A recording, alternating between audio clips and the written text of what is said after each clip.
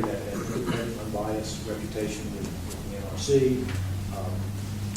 They had the technical expertise to look at veterinary solutions and we can start to generate both these formal and informal outputs.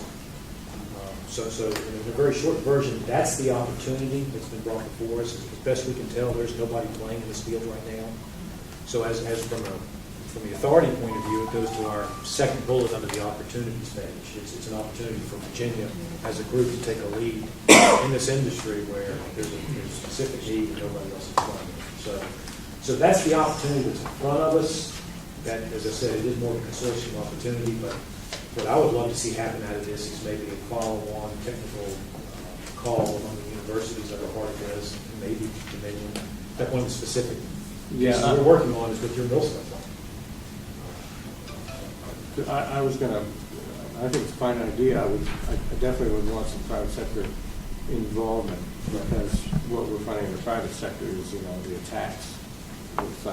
We have a guy full time working on cybersecurity stuff at the highest level and engaged in all kinds of. And universities would need that input to know where to look, to bring technical expertise, line it up with practical application. And that's the value of consortium. You're talking process control systems or Any region. Who brought the opportunity forward on this? That was a direct. Actually, George Simon, who's here, is one of the people with InfoShield who we've been talking to. So private industry brought it forward? Yeah. One of the, as I said, the needs coming from the regulatory bodies that say we need help in understanding what the issues are. From the licensees saying we don't know what to do because the regulatory bodies are kind of waving their hands. But probably more importantly, it's the vendors that have solutions that say, but we don't know how to get them in front of anybody. So the request is to have basically a university-based or university-sponsored technical an advisory unbiased group technical advisory group. That could the university sponsored or just an advisory group to this consortium with the right representation on it that can address the issues and so forth. Are you talking specifically of nuclear generation, transmission overall? It could be broad. I mean, I'm just surprised there's not anything already in place. There's one in Texas that deals with oil and the oil and gas side. Yeah, there are organizations in place in the industrial world. on the energy side. And even in the energy side of it. But when you get into the regulatory, when you go into that subset of this is where the NRC has to come in and say, yeah, you're right. That's where there's. Well, the NRC has standards, and they have a research arm that's focused on this, and the Nuclear Energy Institute Trade Association is performing inspections site by site to verify compliance to the standards. So exactly where the gap is not clear to me, but we can take it under. We can take it under advisement, I suppose, figure out if there's something there. But there's quite a bit going on. We've got digital retrofits that have already been implemented. We have digital retrofits under construction. There are established standards for it, test protocols. But it's an emerging field, right? It really is. It really is. EPRI's also working very closely with AI in this area, doing studies, and then the private industry and some of the vendors and suppliers are taking their understanding. Reva, for example, and I understand my colleague here as well from Newport News, but we're looking at that issue partnership with EPRI and AI right now in order to offer that solution. And a key part where the intersection is where regulations, existing infrastructure, the digitalize the angle, how all that would then be overlaid to an enhanced cybersecurity platform. It is a complex system of systems, and I would say maybe one thing we could do is provide some, education on what does exist and who's responsible, what the current governance model actually looks like. And, so if there are new vendors coming in that are looking to sort of find that path, that seems like something that would be reasonable for us to. Yeah, in some future meeting, if y'all would like, we can provide briefing from our perspective what's going on in that area.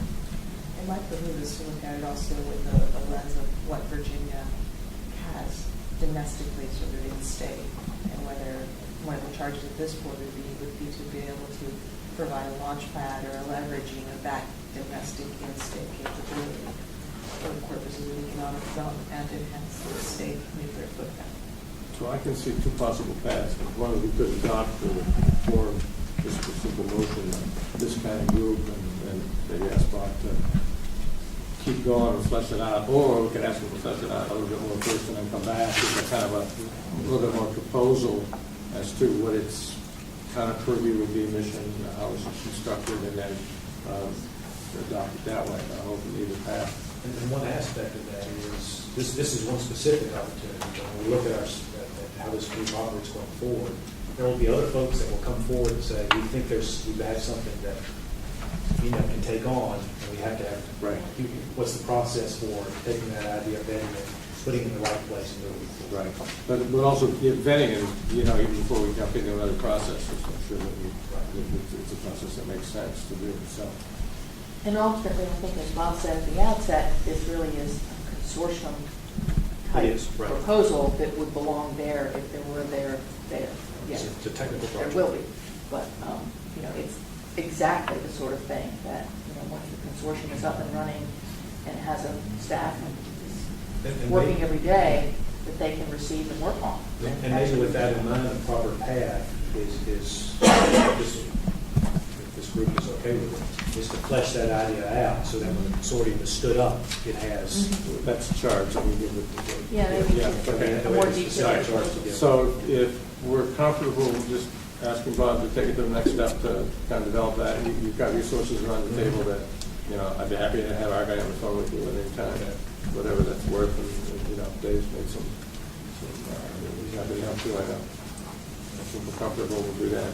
Get that, whatever that actually was. Okay, 5B, Ron Soane's placement, Randy? Yeah, Ron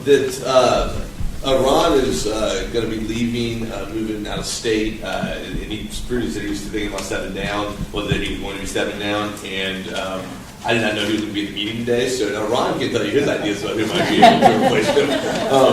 I talked Sorry, to... Ron, your name, I would have was in the first half, not the assigned person.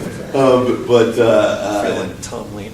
Just as an update, I talked to the secretary about who to replace, about how they want to handle the process. And they asked for us to give them 2 or 3 names of people, so that's kind of what we're doing. So, Ron, go ahead. I quit.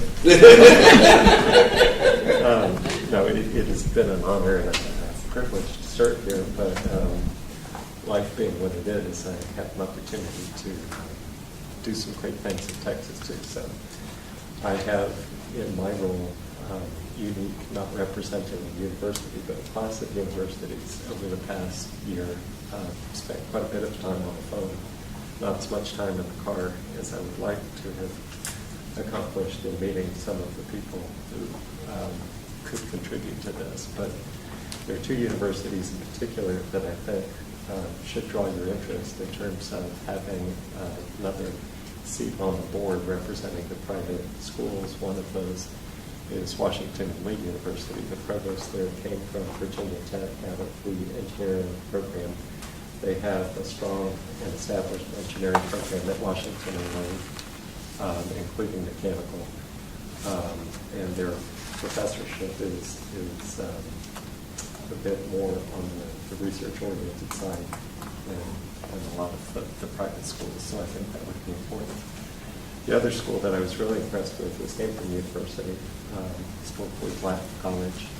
They also have established engineering program, and perhaps if the governor's office or the board, by your recommendation, if you're interested in either both of those universities, the provosts there, the deans of engineering, chairman of engineering, one might serve on this board, one might be added to the consortium wish list as a member there as well. Is that a statutory question? Yes, his position is one that is a private university or a for-profit educational institution. So, yeah. So it's not named. Not named. Okay. So it's not a whereas named other seats are, institution. the Right. other seats are VCU, UVA, et cetera. But this would have to be a private, institution.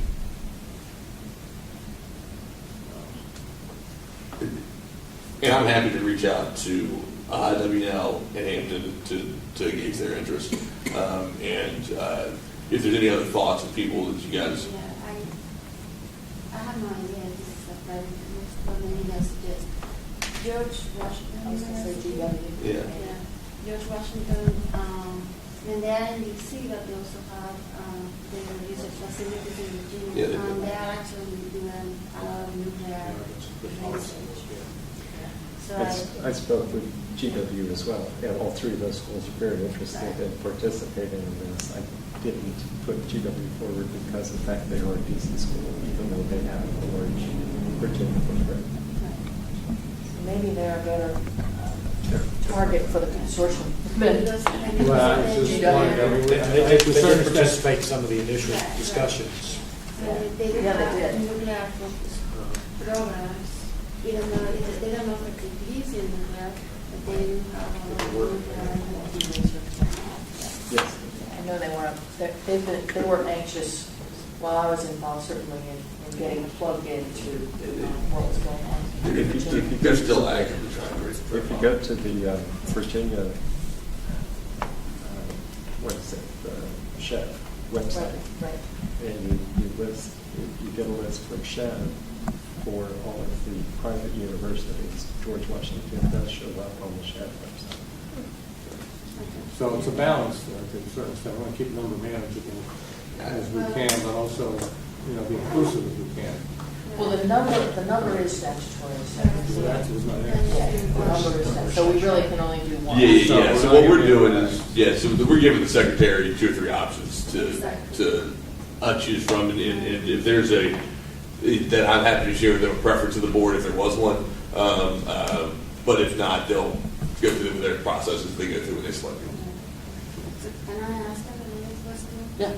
So again, this is statutory. I don't understand it. So we have 2 members of our consortium that were, as far as I know, they are nominated by the governor, by the secretary. These are my intention from Areva, Yamauchi-san from Mitsubishi. Yeah. As far as I know, they no longer are going to personally be part of this. So I don't know what the process is. Yeah. Do we have to replace them with somebody from the same organization? Or, I have no idea. That we're actually going through this process right now. Mike sent a letter to the secretary asking that Mary Alice take his place on the board. That seat is specified as I believe it's industry, as a nuclear industry company based in Virginia. And as I kind of explained it to the secretary, is that there's 3 or 4, 5 nuclear industry companies in Virginia that you couldn't have a functional board that was doing this if they weren't represented.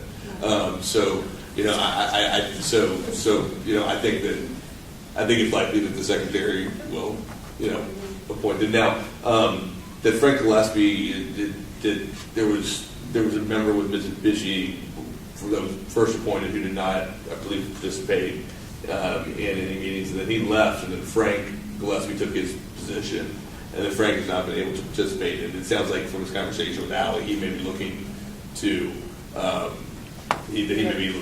step down. Mitsubishi representative was at our first meeting. Oh, he wasn't Yeah, there. he was. Okay. President. He was Okay. at that one Yeah. of the meetings. Yeah, he did. Yeah. He did come to- Yeah, but he was. Yeah, I think he came to the second meeting too, Yeah. because that was when he let us know that he was Yeah, leaving. I don't even think they do any work. In fact, Yeah. the then president of Mitsubishi USA was here, but he is no longer the president of Mitsubishi USA. Gotcha. Someone else took that job, and then it was downgraded to something else, and now so I think you're They've going to done a find that big Mitsubishi reorg. probably is. Yeah.